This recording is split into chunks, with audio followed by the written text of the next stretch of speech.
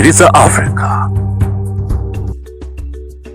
Katikati ya ziwa Victoria kuna siri ambayo wengi bado hawajaigundua, mahali ambapo ardhi na maji hukutana kwa namna ya kipekee kabisa. Karibu Rubondo National Park, kisiwa kilichojaa uhai, utulivu na maajabu ya asili ya Afrika. Hapa msitu mnene unakumbatia kila kona ya kisiwa, na kila hatua ndani yake ni kama kuingia kwenye dunia nyingine kabisa.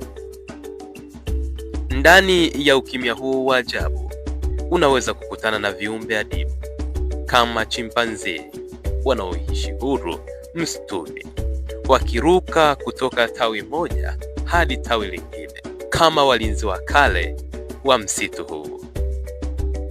Lakini si wao pekee. Kuna tembo wanaopita kimya kati ya vichaka.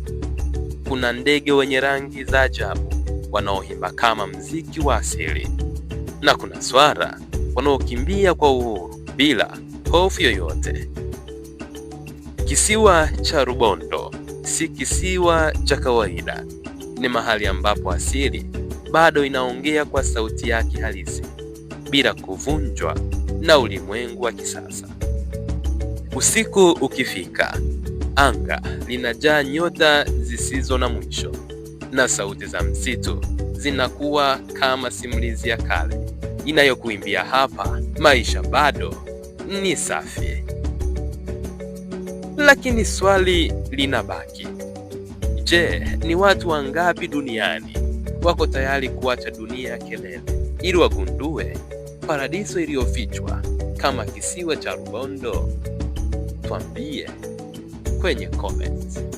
Ni mimi Separatus, mwana wa Laurent. Siri za Afrika.